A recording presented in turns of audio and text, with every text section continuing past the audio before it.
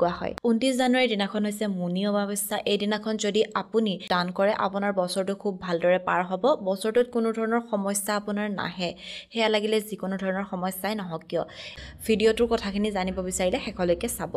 আপুনি যদি আপোনাৰ ইউটিউব ফেচবুক অথবা ইনষ্টা লিগেল আৰু অৰ্গেনিকভাৱে গ্ৰোথ কৰিব বিচাৰে তেনেহলে আমাৰ লগত যোগাযোগ কৰিব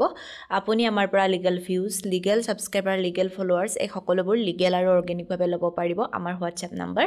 9864808721 আপুনি আমাৰ হোৱাটছএপত মেছেজ কৰিব আপোনাৰ ক্ৰাইটেৰিয়াখিনি জনাই দিব আৰু আপোনাক আমাৰ তৰফৰ পৰা ফোন কৰা হ'ব গতিকে এনে ধৰণৰ কথা জানিব বিচাৰিলে ভিডিঅ'টো শেষলৈকে চাব এতিয়া আমি জানিম মুনি অমাৱস্যাৰ দিনা কি দান কৰিলে খুব বেছি ভাল বুলি কোৱা হয় তাৰ প্ৰথমটো হৈছে চাউল মুনি অমাৱস্যাৰ দিনাখন চাউল দান কৰিলে খুব বেছি ভাল বুলি কোৱা হয় গতিকে আপোনালোকে 29 জানুৱাৰীৰ দিনাখন যিদিনাখন মুনি অমাৱস্যা সেইদিনা মানুহক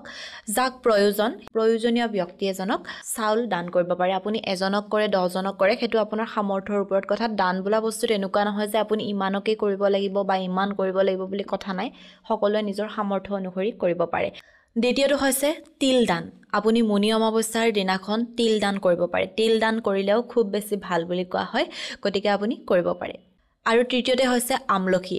আপুনি মুনি অমাৱস্যাৰ দিনা এই তিনিটা বস্তু দান কৰিব পাৰে চাউল তিল আৰু আমলখি চাব আপোনাৰ বছৰটো খুব বেছি ভালদৰে পাৰ হ'ব যদিহে আপোনাৰ এই কথাবোৰৰ ওপৰত বিশ্বাস আছে আপুনি মুনি অমাৱস্যাৰ দিনাখন এই বস্তুখিনি দান কৰি চাব কাৰণ মই যিকেইটা বস্তু কৈছো গোটেইকেইটা বস্তু একেবাৰে সৰু সৰু বস্তু আপুনি খুব কম পইচাতে এইখিনি বস্তু পাব ইমান বেছি পইচাৰ প্ৰয়োজন নাই অকনমান পইচাতে আপুনি বস্তুখিনি পাব যদি বিচাৰে কৰি চাব পাৰে